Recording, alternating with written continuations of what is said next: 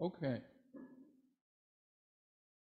What I want to do, we talked about Jerusalem last time, and I'd like to do more with that, particularly in regard to Mount Zion, but I didn't want to just do Mount Zion because I was afraid it wouldn't cover the whole class period. So what I was trying to do next, from a spiritual perspective, that the cities of refuge are the next most important cities in Israel. And I don't have PowerPoints for you, so you'll have to look at the maps in the back of your Bible. The first one I want to talk about, and probably the most, I don't want to say the most important one, but the most one that's talked about in the Bible is the city of Hebron. And geographically, the city of Hebron is the highest elevation in all the land of Israel.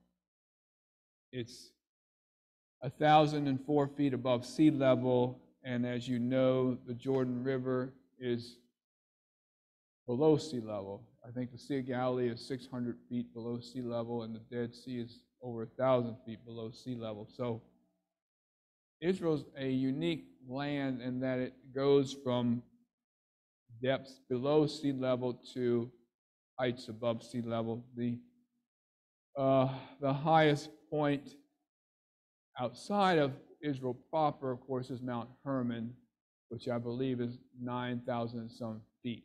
So it's quite a significant mountain, particularly when you are dealing with land that is much of it is below sea level. All right, Hebron is 5.5 miles southwest of Jerusalem. And you want to know where Jerusalem is real easy. You just go to the top of the Dead Sea, go 20 miles west, and there's Jerusalem. So Hebron is 5 miles southwest of that.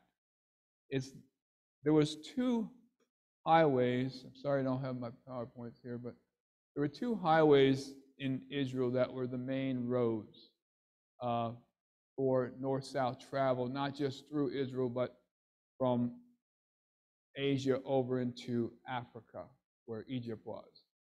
And the one beside the coast was, I think, was called the Coastal Highway, and then a little bit to the east was King's Highway, and in between those was the Way to Shur, S-H-U-R. And you probably remember that from Hagar when she left Abraham and Sarah. She was from Egypt and she was going to go back into Egypt. So she was taking that way, which is called the Way to Shur, to get back. And Hebron is located on that highway. Abraham may have traveled on this highway when he was in Canaan and taking it to Egypt, and he possibly took this road when he came out of Egypt. All right. The city was first known as Mamre. In Abraham's time, it was known as Mamre. And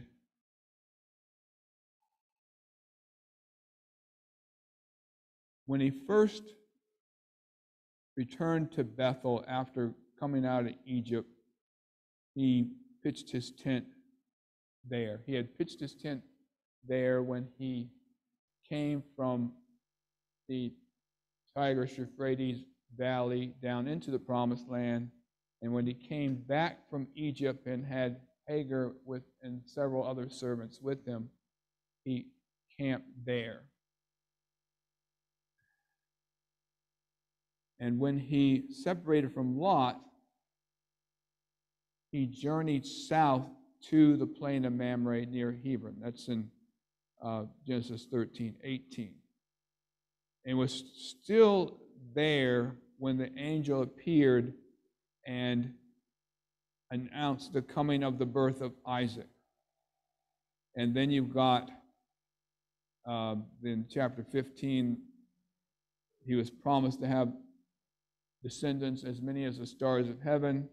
In chapter 16, you got the birth of Ishmael. In chapter 17, you got the covenant of circumcision. In chapter 18, you got the announcement of the birth of Isaac. And Abram was still in that same area during all those events of his life. Now, after Sodom was destroyed, I think that upset Abraham a lot, because he thought that Lot was in the group of people that got destroyed. And so he left Mamre and he went south to Gerar. And you might remember Gerar as where Abimelech was, and that's where Abimelech took Sarah, and the angel told him, look, if you touch her, you're a dead man. And so he released Sarah back to Abraham. Sarah died in Genesis 23 in Kirjath Arba, which is the old name for Hebron. And Abraham purchased a cave nearby, as you know, what's well known as the Cave of Machpelah, and he buried Sarah there. Later on, he was buried there along with Isaac and Rebekah and Jacob and Leah. And Isaac was at Mamre when Jacob returned from his years with Laban. Yeah.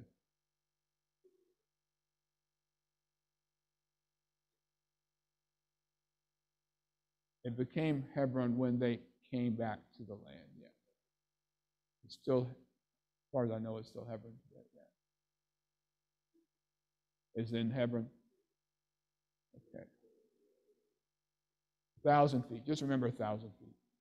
It's really 1,004, they say, but just remember 1,000.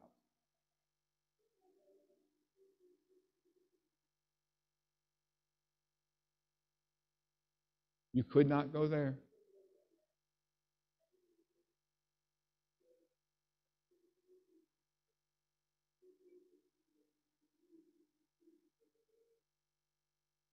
And what year was that you went? 1995? Was that part of the West Bank at that time?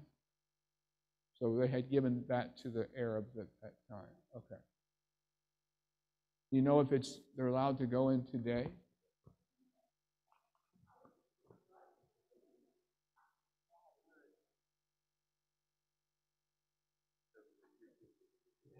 Okay. I was just saying that when we went to Israel in 1995, that we weren't allowed to go to Hebron because it was too dangerous, because the Arabs had taken over the city, and they, basically wouldn't let anybody go see that grave of the patriarchs. Is this on? This one?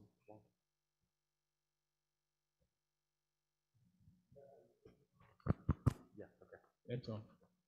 Yeah, I've seen pictures of it. It's got a gate, a barred gate in front of it, so you can't just walk in there and look at the tombs. Not that I doubt they're got any kind of lettering on them anyway, but it's still quite well known where that cave is.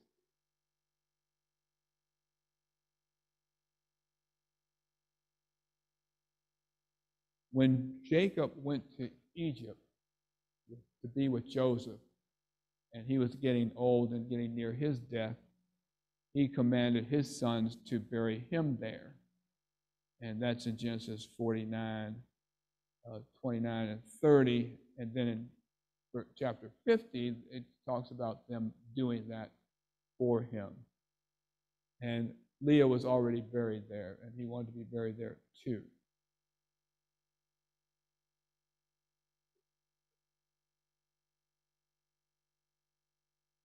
Say that again?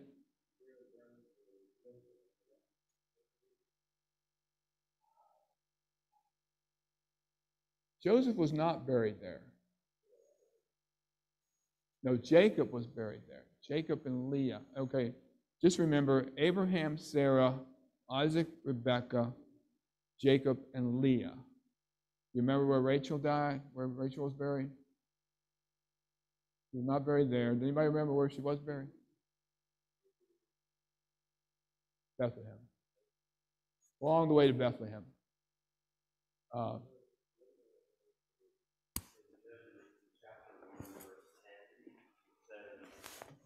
was formerly named Kiriath Arba. Kiriath Arba was the other name for Hebron? We're getting to that.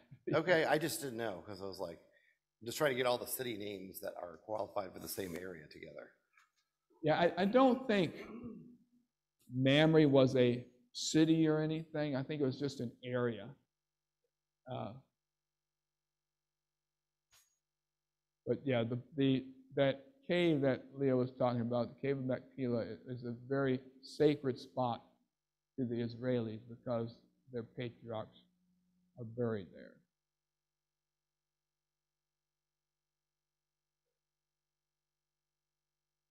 All right. The only other thing to bring out about Mamre is that Jacob was dwelling in the valley of Hebron when he sent Joseph to check on his brothers, and that was the beginning of the difficult time for Joseph when he was taken into Egypt, and life got tough, and then it got better for him there. Okay. Like Joseph said, it was also known as Kirjath Arba. And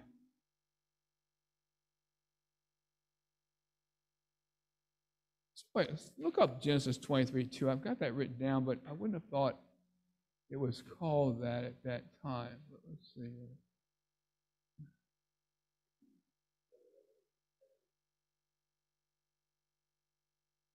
Okay. All right, so Genesis 23:2 mentions that Kirjath Arba and Hebron are the same thing. And this, of course, this was written a lot later than the days of Abraham. It's talking about Sarah died in that city, which the Israelite people became known as Hebron later. And go to Joshua chapter 14.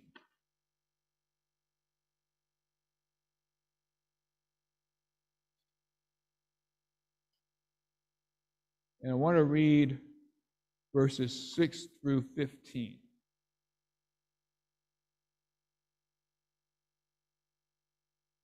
And we'll start with Ruth Ann and then go to Leah and Roger. Joshua 14, verses 6 to 15.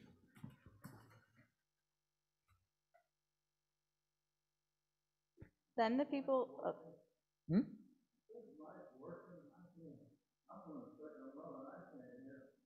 It sounds like it's working to me.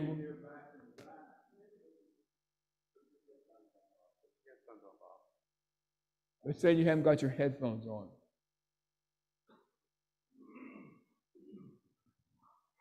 Then the people of Judah came to Joshua at Gilgal, and Caleb the son of Jephunneh the Kenizzite said to him, "You know what the Lord said to Moses, the man of God, in Kadesh Barnea concerning you and me. I was 40 years old when Moses, the servant of the Lord, sent from Kadesh Barnea to spy out the land and brought him word again as it went in my heart."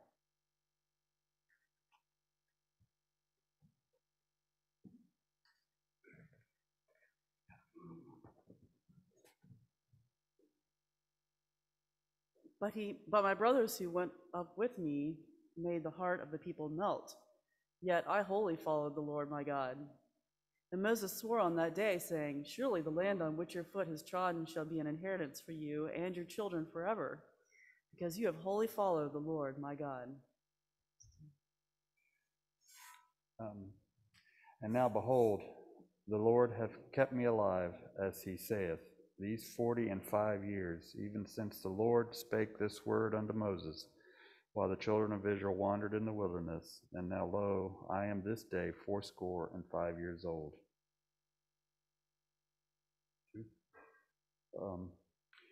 As yet I am strong this day, as I was in the day of Moses sent me. As my strength was then, even so is my strength now, for war both to go out and to come in.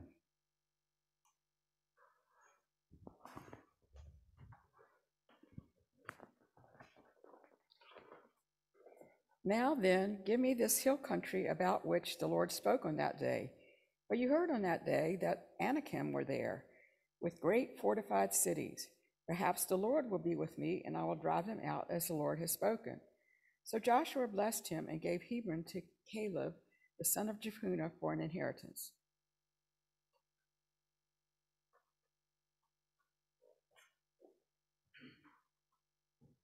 Therefore Hebron became the inheritance of Caleb, the son of Jephunneh, the Kenizzite, the day he wholly followed Yahweh, the God of Israel. Now the name of Hebron before was Kiriath Arba, and after the greatest man among the Achan, a land had rest from war. Okay. What had happened 40 years before this? They came out of Egypt, and what regarding Caleb?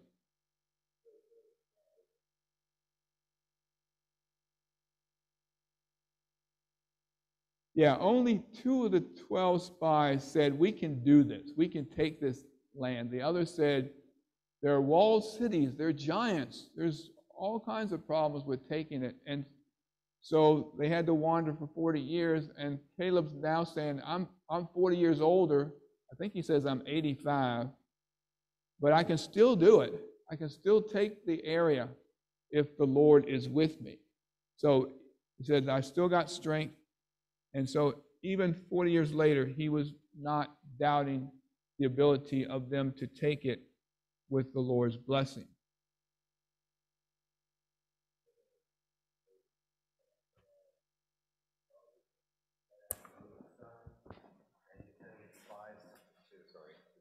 When he sends spies over to Jericho, he only says 2. Because it didn't work out when they sent 1 from every tribe before, or 10 of them. It was a bad idea. So I think he has some wisdom there, and they are specifically chosen to have a little bit more wisdom than the ones that they sent. So I just think that's interesting. Good point. All right, so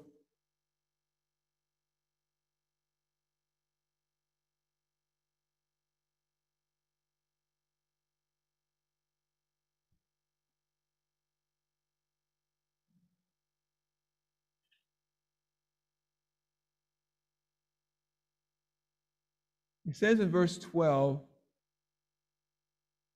you heard in that day how the Anakims were there and the cities were great and fenced.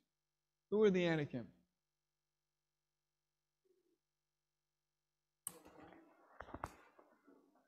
Say it to Mike. They were giants, basically. That's Yeah, what they were known for. They were sons of this man named Anak, and they were all giants. And Goliath was one of the descendants of this fellow. But he says, okay, so there are giants, so there are walled cities, so there are great cities. If the Lord will be with me, I can take it. He had complete faith that he could take it. And so we read in Judges chapter 1, verse 10. All right, read again.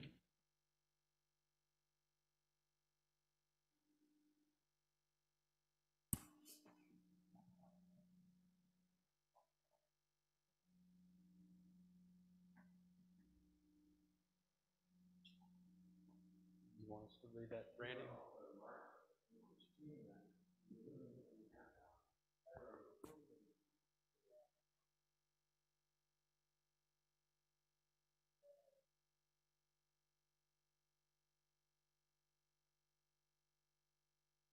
Yeah, I don't know. It doesn't say in this verse. Does anybody know if these were among the giants that Caleb was referring to? Is it it'd have to be mentioned somewhere else if they were. But anyway,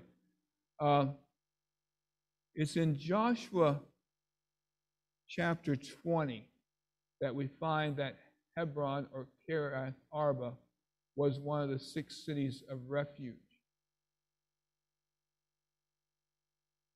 And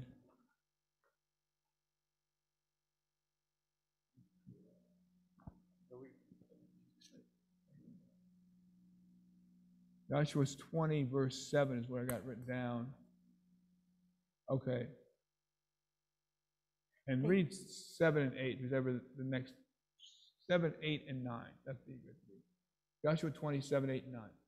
They kept apart Kadesh in Galilee in the hill country of Naphtali, Sekram in the hill country of Ephraim, and Kiriath Arba the same as Hebron in the hill country of Judea.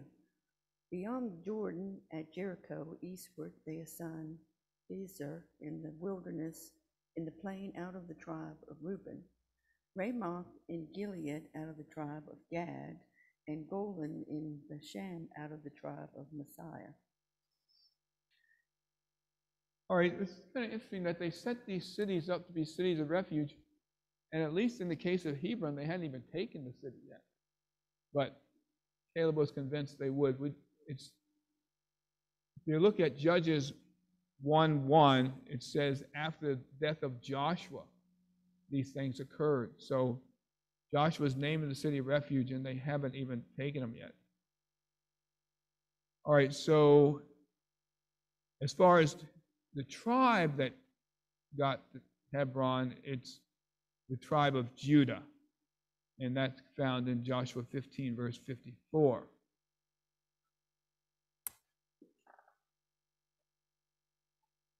Now, moving very forward in history, because we're still staying with the idea of Kiriath Arba, after the return of the children of Israel from exile in Babylon, some of them came and dwelt at Kiriath Arba. That's found in Nehemiah chapter 11, verse 25.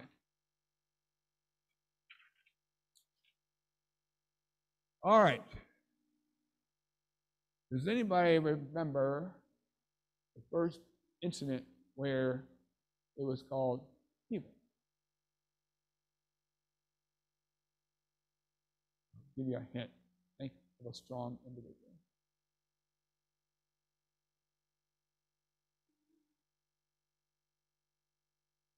Samson. You remember how Samson got involved with Hebron? All right, turn to Judges 16. Judges 16, verse 13.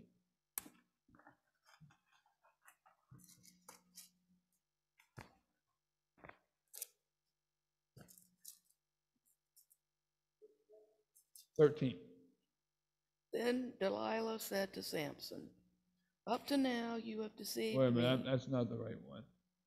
Try again, Randy. Judges 16, 1 through 3. There we go. Now Samson went to Gaza and saw a harlot there and went into her. When it was told to the Gazites, saying, "Samson has come here," they surrounded the place and lay in wait for him all night at the gate of the city. And they kept silent all night, saying, "Let us wait until the morning light, then we will kill him." Now Samson lay until midnight, and at midnight he arose and took of the doors of the city gate and the 2 posts and pulled them up along with the bars. Then he put them on his shoulders and carried them up to the top of the mountain, which is opposite Hebron. All right.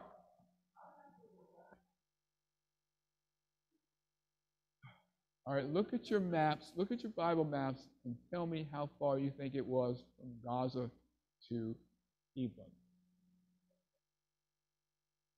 Keep going.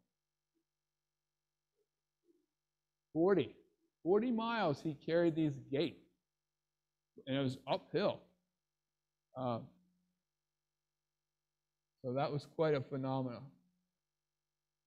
And that kind of made him well known for sure.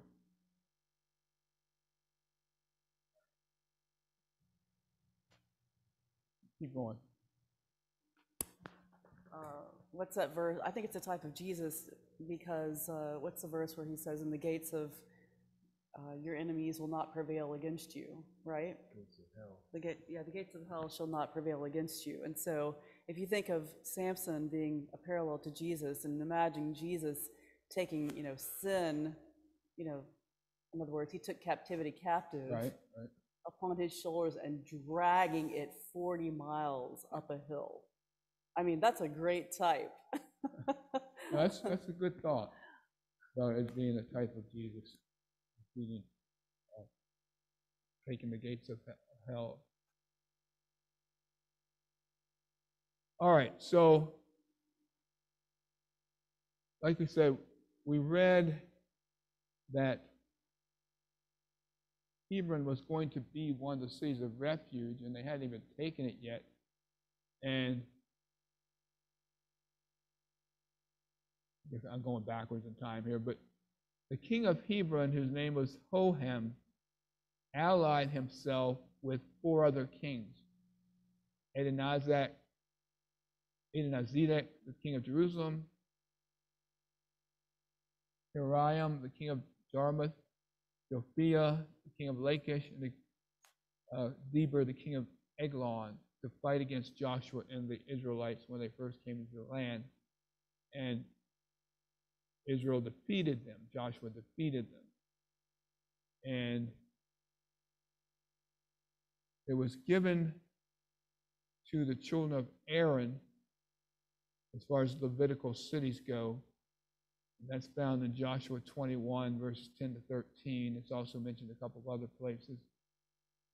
But the fields and the villages were given to Caleb. He had won them as inheritance. So when David was fleeing and he was attacking these, he was pretending to be allied with the, I'm thinking of the Philistines. Okay, thank you. And he would actually go and fight cities that were the enemies of Israel. It says in 1 Samuel 30 that he gave some of the spoil of his rage to the people of Hebron. And after the death of Saul and Jonathan, remember they died in battle, the Lord tells David to go to Hebron. Let's look at that. That's 2 Samuel chapter 2, verse 1.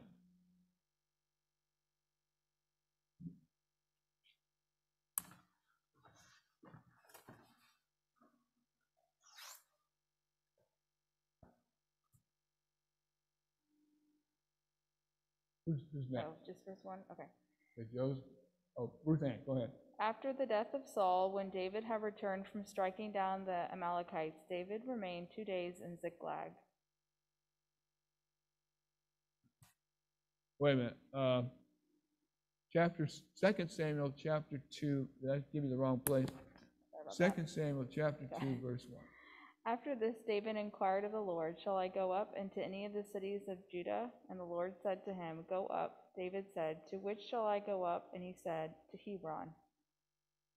Okay. Now, do you remember this? David getting news that Saul and Jonathan had been killed. And what did he do immediately? And what else?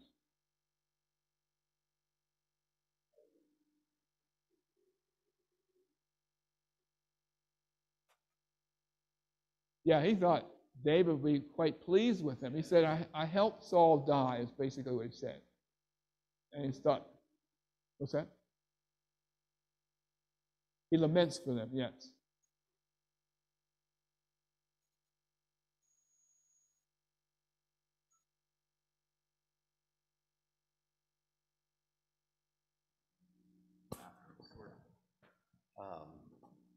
His armor bearer had committed suicide, and then he was still alive, and so he asked him to thrust him through. Right. Saul asked, according to this fellow, he asked this fellow to thrust him through. I think 1 Samuel says that Saul fell on his own sword. Yeah. And then Hebron became the capital city where David reigned for 7 years before he went to Jerusalem. Yeah, we'll get there. Sorry. But yeah, this fellow thought that David would be quite pleased that he had killed Saul or helped Saul die. David was very upset, and he had the fellow killed that had gave him this report.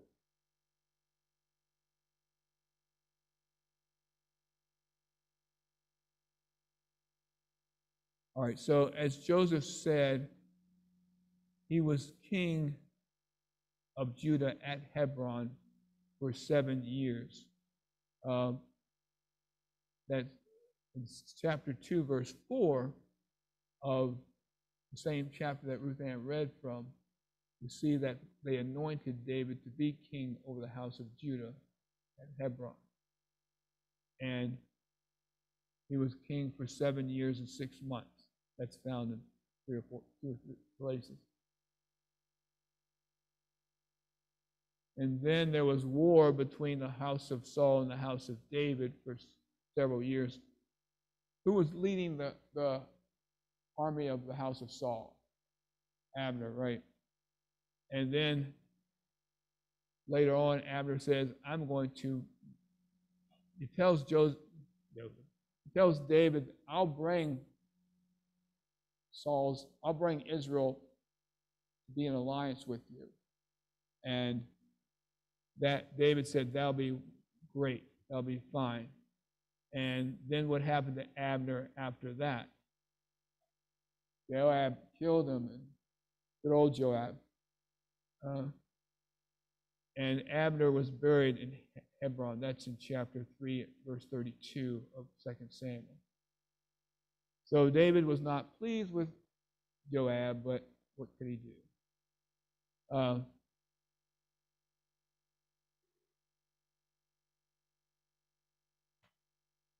All right, so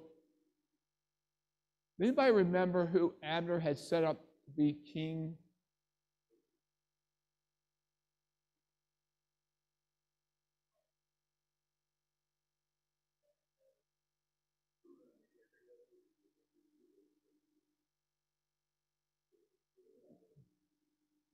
Well, it was unfair. It was unfair criticism.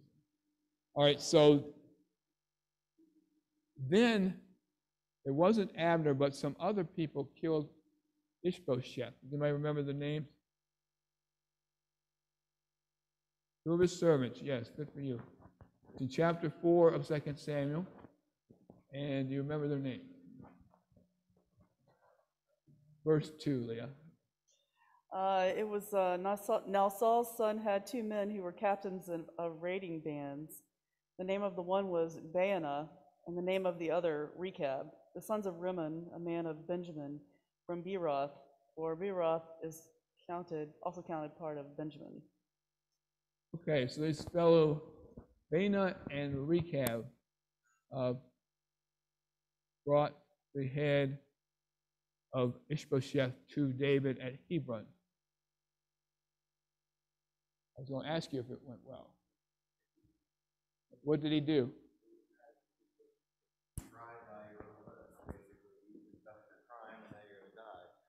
So I don't know if it was Benaniah who killed him or who killed him, but he was taken out right away while he was still in the presence of David, I believe. It just says he commanded the young men to kill them. Yep. Verse 12 of chapter 4. Right. And they buried the head of Ishbosheth. Anybody have a great memory? Remember what they did with that? What they did with his head? What they did with his head. Remember, they brought his head to David. Yeah. So what did David do with it? He buried it where? Close. Verse 12. He buried it in the tomb of Abner. Abner, okay. All right. So then all Israel joins themselves to David at Hebron. And as y'all said, he was king of Hebron for 6.5 years. Looks like our time is up. But anyway. And then he moved his throne to Jerusalem, the city of David, after they took that from the Jebusites. Absalom set up his throne in Hebron when he was rebelling against his father, and Rehoboam made Hebron one of the cities that he built up for defense, and he became king after Solomon. And that's all I have on Hebron. It looks like our time is up anyway. Set up Hebron as a defense city. Adonijah. I don't have it written down. I have to look for that. I have to look at that for you. But anyway, Hebron had much more history to it than just being a city of refuge. And it was the area that Caleb in particular had as his inheritance. Thank you.